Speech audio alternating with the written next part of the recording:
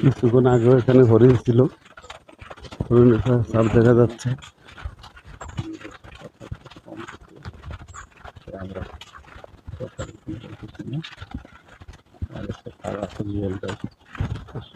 সাংবাদিক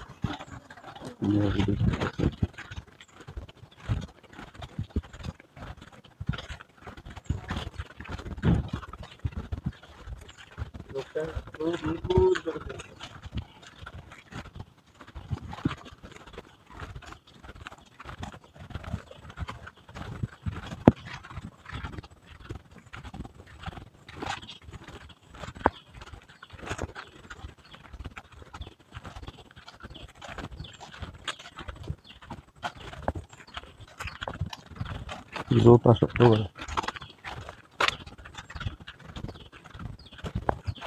আমরা এখন কিন্তু একদম সুন্দরবনের একদম ভিতরে চলে আসলাম। এই যে হরিণের পায়ের ছাপ দেওয়া আছে, এগুলা হরিণ কিছুক্ষণ আগেও এখানে ছিল। এখান থেকে কিন্তু হরিণ গেছে ভিতরে, গভীর জঙ্গলের ভিতরে ঢুকছে। অনেক প্রচুর হরিণ আছে। আমাদের গানম্যান আমাদের সাথে নির্দেশনা দিয়ে দিচ্ছে বন বিভাগের।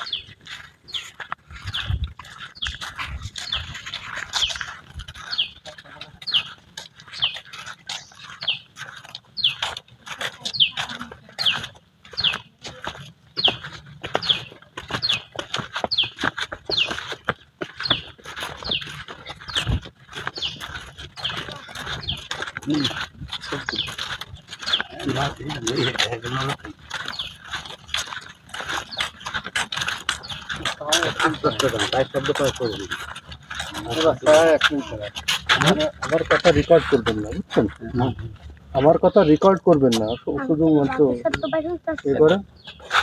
সুন্দরবন বিখ্যাত সুন্দরী গাছের জন্য এই বন, এই সাইডটাই হচ্ছে 90% সুন্দরী গাছ। ওই যে গাছটার নাম দেখা দেখেছেন, সুন্দরী গাছ, ঠিক ওই সেমের গাছ হচ্ছে সবই সুন্দরী গাছ। এই বনে আমরা যতটুকু হাঁটবো, যদি আমরা 20 কিলোমিটার এদিকে যাই একই রকম, এদিকে যাই একই রকম, এদিকে যাই একই রকম হবে, হয়তো নদী বাঁধবে, হয়তো খাল বাঁধবে, কিন্তু সুন্দরবনের নদীর সাইডের চিত্র একরকম আর ভিতরের চিত্র সম্পূর্ণ ভিন্ন। নদীর সাইডে মনে হয় সুন্দরবন আগাছায় ভর্তি, আসলে সুন্দরবন কিন্তু আগাছায় ভরপুর না।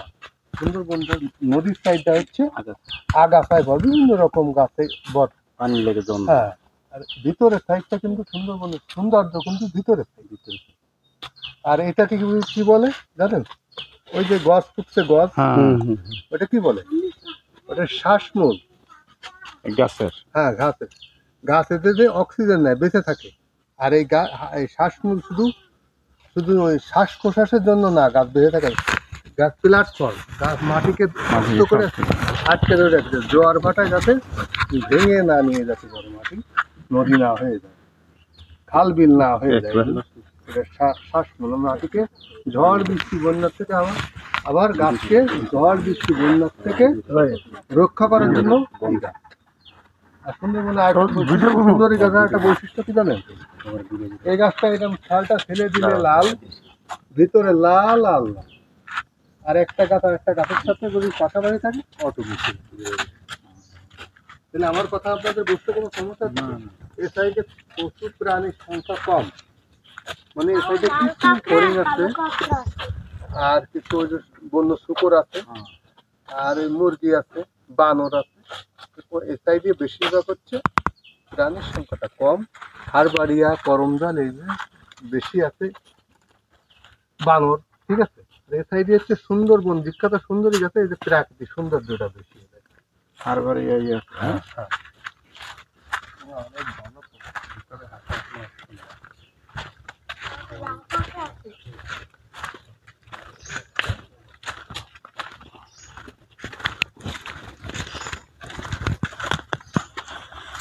সুন্দরী গাছ ধীরে ধীরে বাড়ে, মানে একটা গাছ এই গাছটা